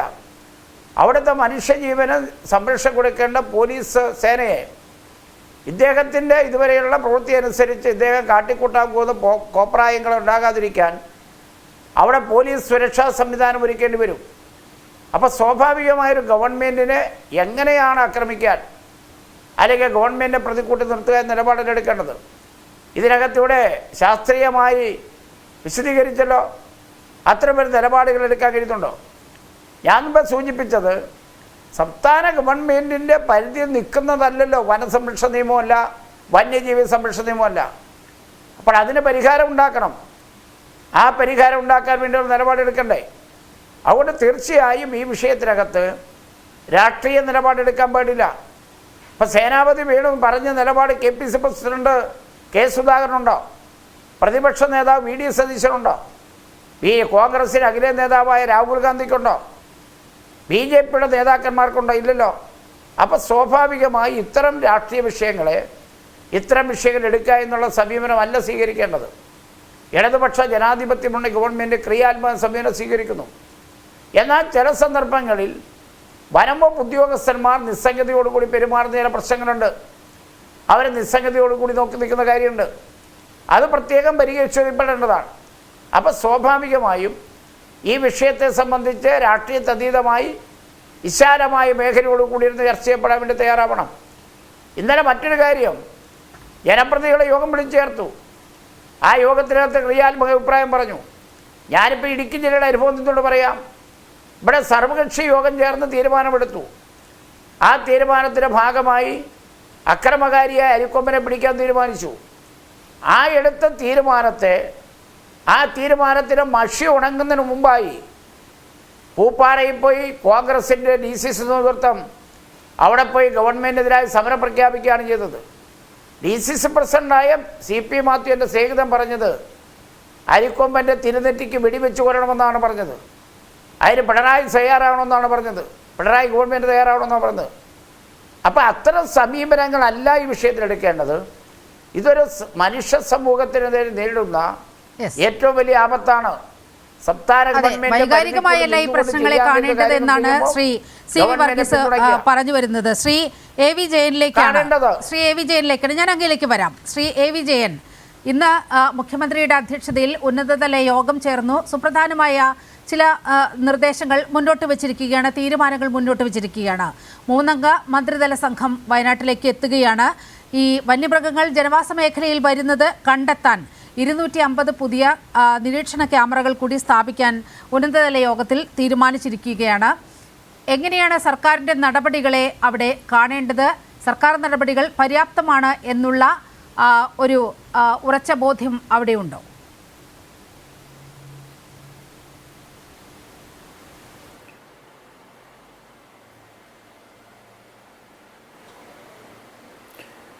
നിലവ ഞങ്ങൾ ഈ വയനാട്ടുകാർ ഈ അനുഭവിക്കുന്ന ഒരു പ്രയാസത്തെ സംബന്ധിച്ചാണ് ഞാൻ ആദ്യമേ പറഞ്ഞത്. അതിൽ ഇവിടെ ഇപ്പോൾ സഖാവ് CV സൂചിപ്പിച്ചതുപോലെ, അല്ലെങ്കിൽ ബഹുമാനപ്പെട്ട സേനാപതി സാറ് സൂചിപ്പിച്ചതുപോലെ, ഒരു സേഫ് സോണിൽ ഇരുന്നിട്ടാണ് സേനാപതി സാറിനെ പോലുള്ള ആളുകൾ സംസാരിക്കുന്നതെന്നാണ് ഞാൻ വിചാരിക്കുന്നത്. ഇടുക്കീൻ്റെ പ്രത്യേകതയൊക്കെ ഞങ്ങൾക്കറിയാം, അറിയാത്തത് കൊണ്ടല്ല. രാഷ്ട്രീയ പരിഹാരമല്ലാതെ ഇതിന് മറ്റെന്താ മാർഗം? ഞങ്ങളെ സംബന്ധിച്ച് വയനാട് എന്ന് പറയുന്നത് 2100 ചതുരശ്ര കിലോമീറ്ററാണ്. അതിനകത്ത് 869 ചതുരശ്ര കിലോമീറ്റർ വനമാണ്. അതിൽ തന്നെ 344 ഈ വന്യജീവി സങ്കേതമായിട്ട് പ്രഖ്യാപിച്ചതാണ്. ഇവിടുത്തെ പ്രത്യേകത, ഒരു പ്രദേശത്ത് വനവും അത് കഴിഞ്ഞ കുറച്ച് ആൾതാമസം, പിന്നെ വേറൊരു പ്രദേശത്ത് വനം എന്ന് പറയുന്ന ഇടവിട്ടുള്ള ഒരു സംവിധാനമാണ് ഇവിടെ ഉള്ളത്. ഇത് പൂർണ്ണമായി വേലി കെട്ടി തിരിച്ചിട്ട് ഇതിന് പരിഹാരം ഉണ്ടാക്കുക എന്ന് പറയുന്നത് പ്രായോഗികമായ ഒരു സംഗതിയായിട്ട് കാണുന്നില്ല. എന്നാൽ വേലി കെട്ടിനടുത്ത് വേലി കെട്ടണം, തർക്കമൊന്നുമില്ല. ഇവിടെ നേരത്തെ CV ഉൾപ്പെടെ സൂചിപ്പിച്ചതുപോലെ 620 കോടി രൂപയുടെ ഒരു പദ്ധതി വയനാടിന് വേണ്ടി കേരള ഗവൺമെന്റ് മുൻകൈ എടുത്തുകൊണ്ട് വനംവകുപ്പ് മന്ത്രിയുടെ ഒക്കെ നേതൃത്വത്തിൽ കേന്ദ്ര ഗവൺമെന്റ് സബ്മിറ്റ് ചെയ്തു. കേന്ദ്ര വനം വകുപ്പ് പരിസ്ഥിതി വകുപ്പ് മന്ത്രി ഭൂപേന്ദ്ര യാദവിനാണ് സബ്മിറ്റ് ചെയ്തത്. അദ്ദേഹം പ്രൊജക്ടൊക്കെ പഠിച്ചിട്ട് വയനാടിനോട് പറഞ്ഞത് നല്ല പണം നിങ്ങൾ കണ്ടെത്തിക്കൊള്ളുമെന്നാണ് പറഞ്ഞത്. ഈ ചർച്ചയിൽ BJPയുടെ പ്രതിനിധി കൂടി ഉണ്ടാവുമെന്നായിരുന്നു ഞാൻ പ്രതീക്ഷിച്ചത്. അദ്ദേഹം ആ ഒരു മറുപടിയാണ് പറഞ്ഞത്. നിങ്ങൾ നോക്ക്, 972 വനം വന്യജീവി സംരക്ഷണ നിയമമാണ്. വന്യമൃഗങ്ങളെ അന്ന് സംരക്ഷിക്കുന്നതിന് വേണ്ടി തീരുമാനിച്ചത് ചില വന്യജീവികൾ വംശനാശം നേരിടുന്നുണ്ട് എന്നുള്ളത് കൊണ്ടാണ്. 972 കടുവയെ നമ്മുടെ ദേശീയ മൃഗമായി പ്രഖ്യാപിക്കുന്നത് കടുവ വംശനാശ ഭീഷണി നേരിടുന്ന ഒരു മൃഗമായതുകൊണ്ടാണ്. വയനാട്ടിൽ ഞങ്ങൾ ഇന്ന് ആനയേക്കാൾ ഭീകരമായ അവസ്ഥ നേരിടുന്നത് കടുവയുടെ ആക്രമണം കൊണ്ടാണ്. ആന ആക്രമിച്ച് കൊലപ്പെടുത്തിയ ബഹുമാനപ്പെട്ട പോളിന്റെ മൃതശരീരം പുൽപ്പള്ളി ബസ് സ്റ്റാൻഡിനകത്ത് വെച്ച് പ്രതിഷേധ സമരം സംഘടിപ്പിക്കുമ്പോഴാണ് ആ ബസ് സ്റ്റാൻഡിന്റെ ഒരു 5 കിലോമീറ്റർ അപ്പുറത്ത് നിന്ന് കടുവ ഇന്ന് വെളുപ്പിന് ഒരു പശുവിനെ തിന്നു തീർത്തതിന്റെ, അതിന്റെ ഒരു പകുതി ഭാഗം തിന്നു തീർത്തതിന്റെ ബാക്കി അവശിഷ്ടവുമായി അവിടെയുള്ള ആളുകൾ പുൽപ്പള്ളിയിലേക്ക് വന്നിട്ടുള്ളത്. കടുവാക്രമണം അത്രമാത്രം രൂക്ഷമാണ്. കഴിഞ്ഞ ഡിസംബർ മാസം 9-ാം തീയതിയാണ് എൻ്റെ പഞ്ചായത്തിലെ വാഗേരി എന്ന് പറയുന്ന പ്രദേശത്ത് 36 വയസ്സുള്ള പ്രതീഷ് എന്ന് പറയുന്ന ഒരു ചെറുപ്പക്കാരൻ പുല്ലരിഞ്ഞുകൊണ്ടിരിക്കുമ്പോൾ, കാരണം കാർഷിക മേഖലയിൽ പ്രയാസമുള്ളതുകൊണ്ട് ക്ഷീരമേഖലയാണ് പ്രധാനപ്പെട്ട ജീവനോപാധി, പുല്ലരിഞ്ഞുകൊണ്ടിരിക്കുമ്പോൾ കടുവ എടുത്തുകൊണ്ട് പോയത്. ആ കടുവയെ 10 ദിവസത്തിന് ശേഷമാണ് പിടിക്കാൻ വേണ്ടി കഴിഞ്ഞത്. വെടിവെക്കുന്നതിന് വേണ്ടി സാധിക്കുന്നില്ല. എന്താ കാരണം? നാഷണൽ ടൈഗർ കൺസർവേഷൻ അതോറിറ്റിന്റെ SOP ആണ്. ആ SOP എന്ന് പറയുന്നത് ഈ മൃഗത്തിന് മാത്രം അനുകൂലമായിട്ടുള്ള സംവിധാനമാണ് നിലനിൽക്കുന്നത്. ഒരു കടുവ ഇവിടെ ഒരു മനുഷ്യനെ ആക്രമിച്ച് കൊലപ്പെടുത്തിയാൽ, അല്ലെങ്കിൽ ജീവനോപാധികളെ ആക്രമിച്ച് അത് ഭക്ഷിക്കുന്നതിന് വേണ്ടി ശ്രമിച്ചാൽ, അതിനെ പിടിക്കുന്നതിന് കൂടുവെക്കുന്നതിന് തിരുവനന്തപുരത്ത് നിന്ന് വിവരം വരണം. ചീഫ് ഫോറസ്റ്റ് കൺസർവേറ്റർ അവിടെ ഒരു കമ്മിറ്റി ഉണ്ടാക്കി ആ കമ്മിറ്റിയുടെ തീരുമാനമായിട്ടൊക്കെ ഇങ്ങോട്ട് വരിക എന്ന് പറയുമ്പോഴത്തേക്കും കടുവ ഇവിടെ ആക്രമണം കഴിഞ്ഞ് അതിന്റെ പാട്ടിന് പോകും. അതിന് പരിഹാരം ഉണ്ടാവണം. നാഷണൽ ടൈഗർ കൺസർവേഷൻ അതോറിറ്റിന്റെ SOPക്കകത്ത് കാലാനുസൃതമായ മാറ്റം വരണം. കടുവ ഇവിടെ എണ്ണത്തിൽ പെരുകിയിട്ടുണ്ട്. 72 കടുവയെ സംരക്ഷിക്കണമായിരുന്നു.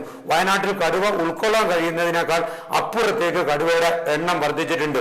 ബഹുമാനപ്പെട്ട വിജയകുമാർ വളാത്തൂർ സൂചിപ്പിച്ചതുപോലെ മൃഗങ്ങളുടെ എണ്ണം പെരുകി. എന്തുകൊണ്ടാണ് പെരുകുന്നത്?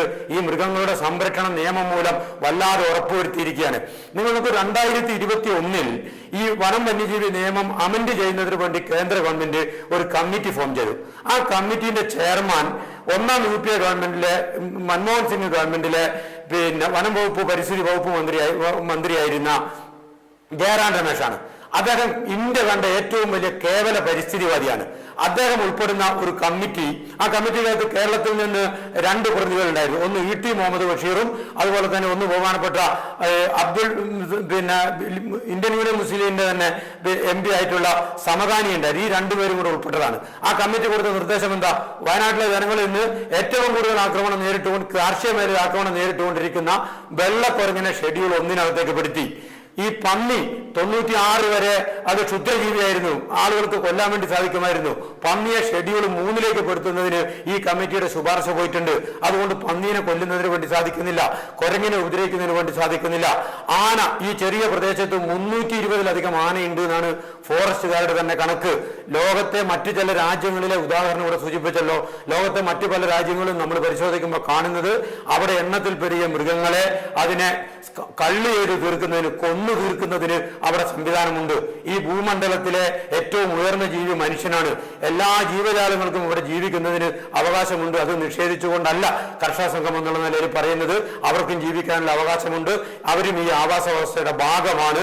എന്നാൽ മനുഷ്യന്റെ ജീവിതത്തിന് പ്രയാസം ഇവരുടെ എണ്ണം കൂടുന്നത് കൊണ്ട് ഉണ്ടാകുമ്പോൾ ഒന്നുകിൽ ഇവിടെ ശ്രീ വിജയകുമാർ ബ്ലാത്തൂർ സൂചിപ്പിച്ചതുപോലെ പിടിച്ചുകൊണ്ടുപോയി മറ്റു സ്ഥലത്ത് പാർപ്പിക്കുകയോ അല്ലെങ്കിൽ എണ്ണത്തിൽ കൂടുതൽ വരുന്ന മൃഗങ്ങളെ കൊന്നു തീർക്കുകയോ ചെയ്യണം.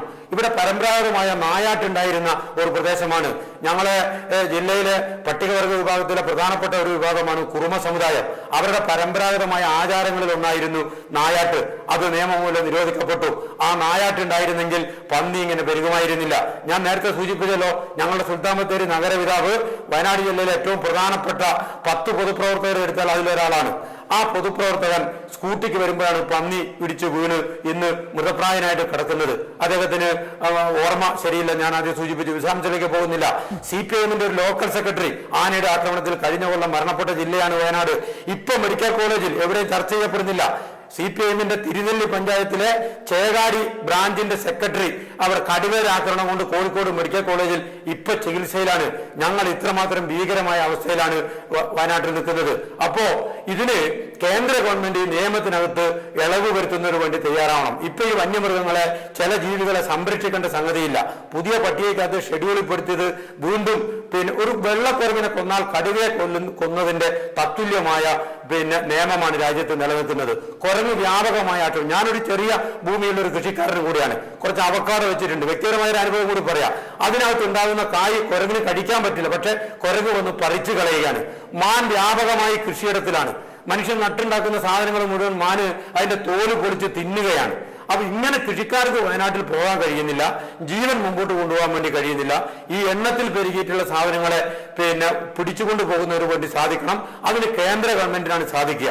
സംസ്ഥാന ഗവൺമെന്റിന്റെ ഇടപെടലുകളെ സംബന്ധിച്ച് പരമാവധി ഇടപെടലുകൾ സംസ്ഥാന ഗവൺമെന്റ് നിയമത്തിന്റെ ശ്രീ AV ജയൻ, ഇത് വയനാട്ടിന്റെ മൊത്തം ദുഃഖമാണ്.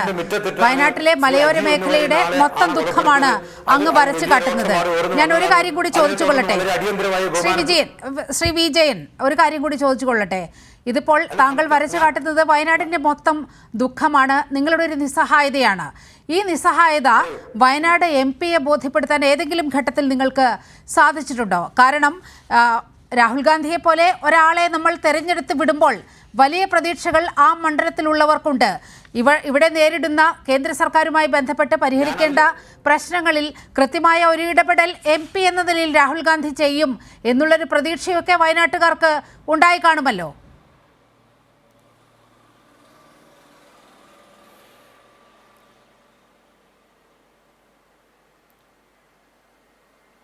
ഞാൻ അതിലേക്കാണ് ഞാൻ വരുന്നത്.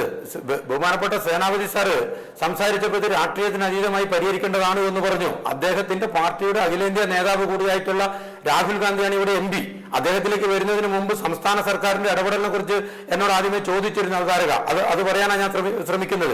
മുഖ്യമന്ത്രിയുടെ നേതൃത്വത്തിൽ തിരുവനന്തപുരത്ത് യോഗം വിളിച്ചു ചേർത്ത് ഈ ചെറിയ ജില്ലയ്ക്ക് പ്രത്യേകമായി തീരുമാനങ്ങൾ എടുക്കാൻ കഴിയുന്ന ഒരു ചീഫ് ഫോറസ്റ്റ് കൺസർവേറ്ററെ നിയമിക്കുന്നതിന് വേണ്ടി തീരുമാനമായിട്ടുണ്ട്. മന്ത്രിതല സംഘത്തെ വയനാട്ടിലേക്ക് അയക്കുന്നതിന് വേണ്ടി തീരുമാനമായിട്ടുണ്ട്. ഒരു സംസ്ഥാന ഗവൺമെന്റിന് ചെയ്യാൻ കഴിയാവുന്ന രൂപത്തിൽ ആദ്യം ഇന്റർവ്യൂവിൽ സൂചിപ്പിച്ചതുപോലെ ഈ മരണപ്പെട്ട കുടുംബങ്ങൾക്ക് കഴിയാവുന്ന സഹായങ്ങൾ കൊടുക്കുന്നതിന് വേണ്ടി ആലോചിച്ചിട്ടുണ്ട്. വയനാടിന്റെ MP എന്ന് പറയുന്നത് ഇന്നലെ വരെ ഞങ്ങൾക്കുണ്ടായിരുന്ന സാധാരണ ആളെ പോലുള്ള ഒരാളല്ല. കോൺഗ്രസിന്റെ ദേശീയ നേതാവാണ്. അദ്ദേഹത്തിന് ഇന്ത്യയിലുള്ള പ്രാധാന്യം എന്താണെന്നുള്ള വിവരം അറിയാം. പ്രതിപക്ഷത്തിന്റെ ആകെ നേതാവ് കൂടിയായി നിൽക്കുന്നതാണ്. അദ്ദേഹം ഒരു ചെറു വിരൽ അനക്കുന്നതിന് വേണ്ടി സാധിച്ചിട്ടില്ല. 2021 ഞാൻ നേരത്തെ പറഞ്ഞ ജയറാം രമേശ് കമ്മിറ്റി ആയിട്ടുള്ള ഈ വനം വന്യജീവി ഭേദഗതിക്ക് വേണ്ടി ഉണ്ടാക്കിയിട്ടുള്ള കമ്മിറ്റി അതിന്റെ നിർദ്ദേശങ്ങൾ ഇന്ത്യൻ പാർലമെന്റ് ചർച്ച ചെയ്തപ്പോൾ ഈ വയനാട്ടിലെ ജനങ്ങൾക്ക് വേണ്ടി പാർലമെന്റിൽ ഹാജരായി ചർച്ച ചെയ്യുന്നതിന് കൊണ്ടും MP തയ്യാറായിട്ടില്ല. അത് ഇവിടുത്തെ വലതുപക്ഷ താല്പര്യമുള്ള മാധ്യമങ്ങൾ ആ യാഥാർത്ഥ്യം മറച്ചുവെച്ചാൽ അദ്ദേഹത്തെ വെള്ളപൂശുന്നതിന് വേണ്ടി ശ്രമിച്ചാൽ ശരിയാവുന്ന ഒരു കാര്യമല്ല. അദ്ദേഹം ഇവിടെ ഇടപെട്ടുകൊണ്ട് ഈ കുരങ്ങിനെ ഷെഡ്യൂൾ 1-ൽ പെടുത്തിയാൽ അദ്ദേഹത്തിന്റെ മണ്ഡലത്തിലെ മഹാഭൂരിപക്ഷം പ്രദേശങ്ങളിലും ഈ കുരങ്ങിന്റെ ഉപദ്രവമുണ്ട്. അതിനെ മാറ്റണമെന്ന് അദ്ദേഹം ആവശ്യപ്പെട്ടിട്ടില്ല. ഈ പന്നിയെ വെറുമിനായിട്ട് ക്ഷുദ്രജീവിയായി പ്രഖ്യാപിക്കണം എന്ന് അദ്ദേഹം ഇന്ത്യൻ പാർലമെന്റിനകത്ത് ആവശ്യപ്പെട്ടിട്ടില്ല. അദ്ദേഹത്തിന് പ്രാദേശിക വികസനത്തിന് വേണ്ടി അനുവദിക്കപ്പെട്ട ഫണ്ട് പൂർണ്ണമായി ചെലവഴിക്കുന്നതിന് വേണ്ടി അദ്ദേഹത്തിന് സാധിക്കുന്നില്ല. ഇവിടെ വയനാട് ജില്ലാ DPC ഡിസ്ട്രിക്ട് പ്ലാനിംഗ് കമ്മിറ്റി ഒരു 150 കോടി രൂപയുടെ പദ്ധതി നബാർഡിന്റെ സംസ്ഥാന ഗവൺമെന്റിന്റെ സഹായത്തോടു കൂടി 3 അസംബ്ലി മണ്ഡലത്തിൽ നടപ്പിലാക്കുന്നതിന് വേണ്ടി തീരുമാനിക്കപ്പെട്ടിട്ടുണ്ട്. അതിലേക്ക് പോലും അദ്ദേഹത്തിന്റെ ഫണ്ട്, ബാക്കി വന്ന ഫണ്ട്, ചെലവ് ചെയ്യാത്ത ഫണ്ട് കൊടുക്കുന്നതിന് അദ്ദേഹം ശുപാർശ ചെയ്തിട്ടില്ല. ഈ പ്രതിസന്ധി ഒക്കെ ഉണ്ടാകുമ്പോൾ അദ്ദേഹം ചെയ്യുന്നൊരു പണി മുഖ്യമന്ത്രിക്ക് കത്തയക്കും. ഇന്ന് ഈ പ്രിയപ്പെട്ട പോളിന്റെ ശുശ്രൂഷ ഒരു പള്ളിക്കകത്ത് നടന്നുകൊണ്ടിരിക്കുമ്പോൾ അദ്ദേഹത്തിന്റെ ഒരു കത്ത്, അദ്ദേഹത്തിന്റെ ഒരു അനുശോചന കത്ത് വായിക്കുക ചെയ്ത് അതിനകത്തുനിന്ന് ഞങ്ങൾ നിരുത്സാഹപ്പെടുത്തി കാണുകയല്ല, അതിനൊന്ന് രാഷ്ട്രീയമായി കുറ്റപ്പെടുത്തി കാണുകയാണ്. അദ്ദേഹം ദേശീയ നേതാവാണ്, അദ്ദേഹത്തിന് എല്ലാ സമയത്തും ഓടി വരാൻ വേണ്ടി കഴിയില്ല എന്ന യാഥാർത്ഥ്യമൊക്കെ ഞങ്ങൾക്കറിയാം. എന്നാൽ പോലും ആ കത്ത് അയക്കുന്നതിന് വേണ്ടി അദ്ദേഹം ശ്രമിക്കുന്ന സമയത്ത് ഈ വിഷയം പാർലമെന്റിൽ മുമ്പാകെ അവതരിപ്പിക്കുന്നതിന് അദ്ദേഹം തയ്യാറാവണമായിരുന്നു. അത് അദ്ദേഹം തയ്യാറാവുന്നില്ല എന്നുള്ളതാണ്. ഈ ജയറാം രമേശ് അദ്ദേഹത്തിന്റെ ഏറ്റവും അടുത്ത രാഷ്ട്രീയ സുഹൃത്തു കൂടിയാണല്ലോ. ആ ജയറാം രമേശ് അധ്യക്ഷനായിട്ടുള്ള ഒരു കമ്മിറ്റി വയനാടൻ ജനതയെ ഇത്രമാത്രം പ്രതിസന്ധിയിലാക്കിക്കൊണ്ട് ഒരു ഈ വന്യജീവി നിയമത്തിന്റെ ഭേദഗതി റിപ്പോർട്ട് കൊടുക്കുമ്പോൾ എം പിക്ക് ഇവിടുത്തെ നാട്ടിലെ ജനങ്ങളോടാണ് ഉത്തരവാദിത്തമെങ്കിൽ എം പി ഇടപെടണ്ടേ? അതിനകത്ത് എം പി ഇടപെടണ്ടേ? NTC നാഷണൽ ടൈഗർ കൗൺസിൽ അതോറിറ്റിന്റെ SOP തിരുത്തുന്നതിന് വേണ്ടി എം പി ഇടപെടണ്ടേ? പാർലമെന്റിനകത്ത് സേനാപതി സാർ ശ്രദ്ധിക്കണം. പാർലമെന്റിനകത്ത് അദ്ദേഹം ഇത്തരത്തിലുള്ള എന്തെങ്കിലും ഒരു ഇടപെടൽ നടത്തിയതായിട്ട് ചൂണ്ടിക്കാണിക്കുന്നതിന് വേണ്ടി സാധിക്കുമോ? രാഷ്ട്രീയ അഭിപ്രായ വ്യത്യാസം ഉള്ളത് കൊണ്ട് പറയുന്നതല്ല. വയനാടൻ ജനത കക്ഷി രാഷ്ട്രീയത്തിന് അതീതമായി വലിയ പോരാട്ടത്തിന്റെ ഒരു യോജിച്ച പാന്താവ് കണ്ടെത്തിക്കൊണ്ടിരിക്കുകയാണ്. ആ യോജിപ്പിന് വിള്ളലുണ്ടാക്കാൻ വേണ്ടിയിട്ടുള്ള ഒരു വർത്തമാനമല്ല പറഞ്ഞത്. പക്ഷേ ചില യാഥാർത്ഥ്യങ്ങൾ പറയുമ്പോൾ അത് രാഷ്ട്രീയമായി പോകും എന്നുള്ളത് കൊണ്ട് ചില യാഥാർത്ഥ്യങ്ങൾ പറയാതെ പോകുന്നതിന് സാധിക്കില്ല എന്നുള്ളതാണ്. ശരി, ശ്രീ സേനാപതി വേണു, ഒരു ഇടവേളയ്ക്ക് ശേഷം അങ്ങിലേക്ക് തിരികെ എത്താം. അങ്ങ് ഉത്തരം പറയേണ്ട ഒട്ടേറെ ചോദ്യങ്ങൾ വയനാട്ടിൽ നിന്നുള്ള പ്രതിനിധി തന്നെ നമ്മുടെ മുന്നിൽ വച്ചിരിക്കുകയാണ്. ശ്രീ സേനാപതി വേണു, കൂടുതൽ ചോദ്യങ്ങളുടെ ആവശ്യമില്ല എന്ന് തോന്നുന്നു. വയനാട്ടുകാർ അഭിമുഖീകരിക്കുന്ന പ്രശ്നങ്ങളോട് അവിടുത്തെ MP കൈക്കൊണ്ട നിലപാടിനെ കുറിച്ചാണ് ശ്രീ V. ജയൻ നമ്മളോട് സംസാരിച്ചത്. താങ്കൾക്ക് പ്രതികരിക്കാം. അല്ല, ഞാന് AV ജയന്റെ വാക്കുകൾ പൂർണ്ണമായിട്ട് കേൾക്കാൻ കഴിഞ്ഞില്ല. കാരണം എന്റെ ഇവിടുത്തെ സാങ്കേതിക പ്രശ്നമാണോ അദ്ദേഹം സംസാരിച്ചിടത്തെ സാങ്കേതിക പ്രശ്നമാണോ എന്ന് എനിക്കറിയില്ല. അതെ, അല്ല, അദ്ദേഹം MP അവിടെ അതായത് MP എന്ന നിലയിൽ രാഹുൽ ഗാന്ധിയെ അവിടെ നിന്ന് തെരഞ്ഞെടുക്കപ്പെട്ടപ്പോൾ ജനങ്ങൾക്ക് വലിയ പ്രതീക്ഷയുണ്ടായിരുന്നു. വളരെ കൃത്യമായി ഈ വന്യജീവി സംരക്ഷണ നിയമത്തിലും വനസംരക്ഷണ നിയമത്തിലുമെല്ലാം കാതലായ മാറ്റങ്ങൾ അനിവാര്യമായ ഒരു ഘട്ടമുണ്ട്. അതിലെല്ലാം വളരെ കൃത്യമായ ഒരു ഇടപെടൽ നടത്താൻ കഴിയുന്ന ഒരു ശേഷിയുള്ള ഒരാളെയാണ് വയനാട്ടുകാർ പാർലമെന്റിലേക്ക് അയച്ചത്. പക്ഷേ വയനാട്ടിലെ ജനങ്ങൾ അഭിമുഖീകരിക്കുന്ന പ്രശ്നങ്ങൾക്ക് വേണ്ടി അദ്ദേഹം പാർലമെന്റിൽ വാ തുറക്കുന്നില്ല എന്നതാണ് ഉയരുന്ന ആരോപണം, മണ്ഡലത്തിൽ നിന്ന് ഉയരുന്ന ആരോപണം. ഞാൻ AV വിജയന് കർഷക സംഘത്തിന്റെ നേതാവെന്ന് സംസാരിക്കുമ്പോൾ ഇനിയിപ്പോൾ MBAയും കൂടെ ഒന്ന് മോശക്കാരനാക്കാം എന്നുള്ളതാണ് അദ്ദേഹത്തിന്റെ വാദഗതിയെങ്കിൽ എനിക്കതിന് അഭിപ്രായ ഭിന്നതയൊന്നുമില്ല. ഞാൻ അദ്ദേഹത്തിന്റെ ആ സ്വാതന്ത്ര്യത്തെയൊക്കെ ഞാൻ പൂർണ്ണമായിട്ടും അംഗീകരിക്കുകയാണ്. ഞാൻ അദ്ദേഹത്തോട് വിനീതമായിട്ട് ചോദിക്കുന്നു, ഇവിടെ ഭരിക്കുന്ന ഒരു ഗവൺമെന്റ് ഉണ്ടല്ലോ, നമ്മൾ വനത്തെ ഇപ്പൊ കൺകറന്റ് ലിസ്റ്റ് ഇതൊക്കെ ഭരണഘടനയുടെ എന്താ പറയുക സ്റ്റേറ്റ് മുഖ്യമന്ത്രിക്ക് പാർലമെന്റിൽ പോയി പ്രസംഗിക്കാൻ കഴിയില്ലല്ലോ. മുഖ്യമന്ത്രിക്ക് പാർലമെന്റിൽ പോയി പ്രസംഗിക്കാൻ കഴിയില്ലല്ലോ. അതുമായി ബന്ധപ്പെട്ട് നേരിട്ട് ജനങ്ങളുടെ പ്രശ്നങ്ങൾ മനസ്സിലാക്കേണ്ട MP അല്ലേ അവിടെ പാർലമെന്റിൽ പോയി സംസാരിക്കേണ്ടത്? നീലിമ, മുഖ്യമന്ത്രിക്ക് സംസ്ഥാനത്ത് ചെയ്യാൻ പറ്റുന്ന ചില കാര്യങ്ങളുണ്ടല്ലോ, ആ കാര്യങ്ങളെ കുറിച്ചാണ് ഞാൻ ചോദിക്കുന്നത്. അത് ചെയ്യുന്നുണ്ട് എന്നുള്ളത് അക്കമിട്ട് നിരത്തിക്കൊണ്ട് ഇവിടെ സംസാരിച്ചവർ സൂചിപ്പിക്കുകയുണ്ടായല്ലോ. ഞാൻ തിരിച്ചു ചോദിച്ചു കൊള്ളട്ടെ. ഈ കൊല്ലം അവതരിപ്പിച്ച സംസ്ഥാന ഗവൺമെന്റിന്റെ ബജറ്റിൽ ഈ വന്യജീവികളുടെ ആക്രമണം തടയുന്നതിന് പ്രതിരോധ നടപടികൾ സ്വീകരിക്കുന്നതിന് സംസ്ഥാന ഗവൺമെന്റ് എത്ര കോടി രൂപ? നിങ്ങൾ പാക്കേജിനെ കുറിച്ച് package it is entirely different. എന്റെ ചോദ്യം, ഈ വന്യജീവി ആക്രമണങ്ങളെ തടയുന്നതിന് പ്രിക്കോഷണറി മെഷറുകൾ എടുക്കുന്നതിന് വേണ്ടി സംസ്ഥാന ഗവൺമെന്റ് ഈ ബജറ്റിൽ എത്ര രൂപ നിങ്ങൾ അനുവദിച്ചിട്ടുണ്ട്? എന്നിട്ട് പറ, നിങ്ങൾ അനുവദിച്ച ആ തുക, ഞങ്ങൾ സ്വീകരിച്ച നടപടികൾ എത്രയെന്ന്. ഇവിടെ സംസ്ഥാനത്ത് ഒരു വനം വകുപ്പ് ഉണ്ടായിരുന്നില്ല, MP വന്നില്ല എന്ന് നിങ്ങൾ പറയുന്നു. വനം വകുപ്പ് മന്ത്രി ഈ കാട്ടാനകളുടെ ആക്രമണത്തിൽ ഈ സാധുക്കളൊക്കെ മരിച്ചതിന് ശേഷം ഈ വനം വകുപ്പ് മന്ത്രി ഉയർത്തുന്നത് ശ്രീ CV വർഗീസ് CPM-ന്റെ പ്രതിനിധിയാണ്, അങ്ങേക്ക് സംസാരിക്കാം. അല്ല കേൾക്കൂ നീലിമ, ഒരുപാട് നേരം C. വിജയനും സംസാരിച്ചു, C. വർഗീസും സംസാരിച്ചു. ഇത് അവസാന ഘട്ടത്തിലേക്ക് ചർച്ച പോകുകയല്ലേ? വളരെ കുറച്ച് മിനിറ്റുകൾ മാത്രമേ നമ്മുടെ മുന്നിലുള്ളൂ. അതുകൊണ്ടാണ് അങ്ങേക്കും ആവശ്യത്തിന് സമയം തന്നു എന്നാണ് എന്റെ വിശ്വാസം. വിജയൻ ഒരുപാട് നേരം സംസാരിച്ചു. വളരെ പെട്ടെന്ന് ഒന്ന് കൺക്ലൂഡ് ചെയ്യും. രാഹുൽ ഗാന്ധി മാത്രമല്ല, ഓക്കെ, CV വർഗീസ്. രാഹുൽ ഗാന്ധി മാത്രമല്ല, ഇടുക്കി എം പി ഡി കുര്യാക്കോസും ഇടുക്കി ജില്ലയിലെ വനഭൂമിയുമായി ബന്ധപ്പെട്ട വന്യാക്രമണം സംബന്ധിച്ച് 5 വർഷം പൂർത്തിയാക്കിയല്ലോ.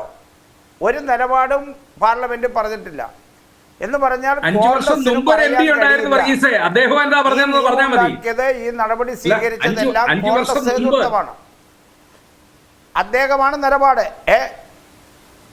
അല്ല നിലപാട് സ്വീകരിച്ചല്ലോ. കോൺഗ്രസിന്റെ ദേശീയ നയം ഇതാണ്. അതുകൊണ്ട് ഞങ്ങളുടെ അഭിപ്രായം പരസ്പരം തമ്മിലടിക്കുകയല്ല. കേന്ദ്ര ഗവൺമെൻറ് കൊണ്ടുവന്നിരിക്കുന്ന നിയമങ്ങൾ കോൺഗ്രസ് ഗവൺമെൻറ് കാലത്ത് കൊണ്ടുവന്ന വന്യജീവി സംരക്ഷണ നിയമം, അതുപോലെ തന്നെ കടുവ സംരക്ഷണ നിയമം, വനഭൂമി വിസ്തൃത നിയമം തുടങ്ങിയിട്ടുള്ള നിയമങ്ങൾ കാലോചിതമായ മാറ്റം വരുത്താൻ ഈ കഴിഞ്ഞ 5 വർഷക്കാലത്തെ UDFിൻ്റെ ഒരു MPമാർക്കും ചെയ്യാൻ കഴിയില്ല. കാരണം അവർ ചെയ്തു വെച്ച ബാധകമാണിതെല്ലാം. രാഹുൽ ഗാന്ധിയെപ്പോലെ ഇപ്പോൾ സേനാപതി പറഞ്ഞിട്ട് കാര്യമില്ലല്ലോ. ഇവിടെ ഡി കുര്യാക്കോസ് ഇവിടെ ഇത്ര നിലപാട് സ്വീകരിച്ചു. അതുപോലെ തന്നെ കോൺഗ്രസും പൊതുവെ എടുക്കുന്നത് എന്താ, ഇതിനെല്ലാം ഉത്തരവാദി വരാം. പിന്നെ ചോദിച്ച ബഡ്ജറ്റിൽ 520 കോടി രൂപ കേരള സംസ്ഥാന ഗവൺമെൻറ് വന്യജീവി ആക്രമണങ്ങൾ നേരിടുന്നതിന് വേണ്ടി ബഡ്ജറ്റിൽ വെച്ചിട്ടുണ്ട്. ആ ബഡ്ജറ്റിനെ സംബന്ധിച്ച് സേനാപതി നല്ല പോലെ വായനയും പഠനമുള്ള ആളാണ്. ആ ധനകാര്യമന്ത്രി നിയമസഭയിൽ നടത്തിയ പ്രസംഗത്തിൽ വന്യജീവി ആക്രമണത്തെ നേരിടുന്നതിന് വേണ്ടി ഗവൺമെൻറ് വകയിരുത്തിയതെങ്കിലും ഒന്ന് വായിക്കാൻ തയ്യാറാവണം. അതുകൊണ്ട് സംസ്ഥാന ഗവൺമെൻറ്റിന് സാധ്യമായത് ചെയ്യുമ്പോൾ അതിനെ പിന്തുണയ്ക്കുന്നതിന് പകരം രാഷ്ട്രീയ നിലപാടെടുക്കുക. ഒരു കത്ത് മുഖ്യമന്ത്രി ഇപ്പോൾ വിജയൻ ഇവിടെ വിജയൻ പറഞ്ഞല്ലോ, മുഖ്യമന്ത്രിക്ക് കത്തയച്ചു. ഒരു കത്ത് പ്രധാനമന്ത്രി കൂടെ അയച്ചിട്ടാണ് രാഹുൽ ഗാന്ധി വയനാട്ടിലേക്ക് വരുന്നുവെങ്കിൽ അതിന് അദ്ദേഹത്തിന് ജനപ്രതിനിധി എന്ന രൂപത്തിൽ നിലപാടെടുക്കുക. അദ്ദേഹം ആരോട് ആദ്യം പറയേണ്ടത്? തൻ്റെ പാർലമെൻറ്റ് മണ്ഡലത്തിലെ ജനങ്ങളെ ബാധിക്കുന്ന വിഷയം പാർലമെൻറ്റിൽ ഉന്നയിക്കാനും കേന്ദ്രമന്ത്രിമാരോട് പറയാനും പ്രധാനമന്ത്രിയെ കാണാനും മറ്റാരേക്കാൾ സ്വാതന്ത്ര്യമുള്ള അവകാശമുള്ള അതിന് അവസരമുള്ള ദേശീയ നേതാവ് ചെയ്യാതെ മുഖ്യമന്ത്രിക്ക് കത്തയച്ചു. അതാണ് വയനാട് MP-യിൽ നിന്ന് അവിടുത്തെ ജനങ്ങൾ പ്രതീക്ഷിക്കുന്നത്. ചർച്ച വൈൻഡപ്പ് ചെയ്യേണ്ടതുണ്ട്. ശ്രീ വിജയകുമാർ ബ്ലാത്തൂരിലേക്ക് കൂടി പോവുകയാണ്. ശ്രീ വിജയകുമാർ, ഒരു വനഗവേഷകൻ എന്ന നിലയിൽ താങ്കൾക്ക് എന്താണ് ഏറ്റവും ഒടുവിൽ ഈ സർക്കാരുകൾക്ക് മുൻപാകെ വെക്കാൻ കഴിയുന്ന ഏറ്റവും ഫലപ്രദമായ ഒരു ശുപാർശ എന്ന് പറയുന്നത്? കാരണം കേരളത്തിൽ മാത്രമല്ല ഈ പ്രശ്നം നിലനിൽക്കുന്നത്, പക്ഷേ കേരളത്തിൽ ഇത് വളരെയധികം ഹൈലൈറ്റ് ചെയ്യപ്പെടുന്ന ഒരു സാഹചര്യം കൂടി ഉണ്ട്. അതെ, ഇത് കേരളത്തിൽ മാത്രമായിട്ടല്ല വന്യമൃഗങ്ങളെ കൊണ്ടുള്ള ആളുകൾ മരിക്കുന്നത്. ഇന്ത്യയിൽ പല സ്ഥലങ്ങളിലും അങ്ങനെ സംഭവിക്കുന്നുണ്ട്. വടക്കേ ഇന്ത്യയിലും മധ്യ ഇന്ത്യയിലും ഒക്കെ പലപ്പോഴും സംഭവിക്കലുണ്ട്. പക്ഷെ നമ്മൾ അത്തരത്തിലുള്ള ഒരു വിഷയങ്ങൾ മാധ്യമ ശ്രദ്ധയോ അല്ലെങ്കിൽ ആളുകളുടെ അവകാശബോധങ്ങളെ പറ്റിയിട്ടുള്ള അറിവോ കുറവുള്ള ഒരു ജനത കൂടിയാണ്. ഇപ്പോഴേ ഇന്ത്യയിൽ അത്തരത്തിലുള്ള ഒരു പലതരത്തിലുള്ള ആൾക്കാരുണ്ട്. ഇത് തന്നെ നമ്മൾ പറയുന്നത് വയനാട് പോലെ അല്ലെങ്കിൽ ഇടുക്കി പോലെ പലതരത്തിലും പിന്നോക്ക അവസ്ഥയിലുള്ള ജില്ലകളിൽ സംഭവിക്കുന്നതിന് പകരം കേരളത്തിലെ പ്രധാനപ്പെട്ട നഗരങ്ങളിലാണ് ഇതേപോലെയുള്ള ഒരു സംഭവങ്ങൾ നടന്നാൽ ഉണ്ടാകുന്ന റെസ്പോൺസ് ഏത് ഗവൺമെന്റിന്റെയും, ഇവിടുത്തെ മാത്രമല്ല കേന്ദ്രത്തിലായാലും ഉണ്ടാകുന്നില്ല. അത് പ്രിവിലേജുകളുടെ വ്യത്യാസമാണെന്ന് എനിക്ക് തോന്നാറുണ്ട്. അതായത് മനുഷ്യരുടെ എല്ലാവരുടെയും ജീവൻ പ്രധാനമാണ്, ഒരേപോലെയാണ്. അതുപോലെ വേറൊന്ന്, ഇത് കേരളത്തിലെ ജനങ്ങളല്ല, ഇന്ത്യ എന്ന് പറയുന്ന രാജ്യത്തിലെ ജനങ്ങളുടെ പ്രശ്നം തന്നെയാണ്. അത് കേരളം മാത്രം പരിഹരിക്കേണ്ടതല്ല, ഇന്ത്യ ഗവൺമെന്റിന്റെ കൂടി ഉത്തരവാദിത്തമാണ്. അപ്പോൾ ഈ ഒരു വിഷയത്തിൽ നമ്മളിവിടെ ഒരു ചർച്ച നടത്തിയാലും ഈ നിയമത്തിൽ കാതലായ മാറ്റം വരാതെടുത്തോളം കാലം ഇതിന് ഒരു പരിഹാരവും ഇല്ല. അതുകൊണ്ട് തന്നെ ഈ നിയമത്തിന്റെ ഈ പ്രാദേശികമായിട്ട് ഉണ്ടാകുന്ന പ്രശ്നങ്ങളുടെ വലിയ തോതിലുള്ള അതിന്റെ ഇമ്പാക്റ്റുകളെ കേന്ദ്ര ഗവൺമെന്റിനെ ബോധ്യപ്പെടുത്താൻ വേണ്ടിയിട്ട് ആവുന്നതെല്ലാം ശ്രീ എ വി ജയൻ, അങ്ങനെ ബോധ്യപ്പെടുത്താൻ കഴിയുന്ന കപ്പാസിറ്റിയുള്ള 2 പേർ നാളെ വയനാട്ടിലേക്ക് എത്തുകയാണ്. ഒന്ന് രാഹുൽ ഗാന്ധി എത്തുകയാണ്, ഒന്ന് ഗവർണർ എത്തുകയാണ്. ഈ 2 പേരോടും വയനാടൻ ജനത അഭിമുഖീകരിക്കുന്ന ഈ കാതലായ പ്രശ്നം, കേന്ദ്ര സർക്കാർ ഇടപെടേണ്ടതിൻ്റെ ആവശ്യകത, ഇതെല്ലാം ബോധ്യപ്പെടുത്താൻ കഴിയുന്ന ഒരു സംവിധാനം നാളെ പ്രവർത്തനക്ഷമമാകും എന്ന് വിശ്വസിക്കാമോ?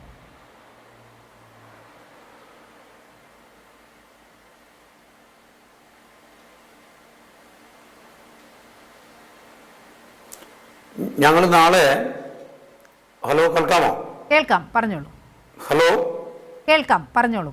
ഹലോ കേൾക്കുന്നുണ്ട്. ഹലോ ശ്രീ ജയൻ കേൾക്കുന്നുണ്ട്.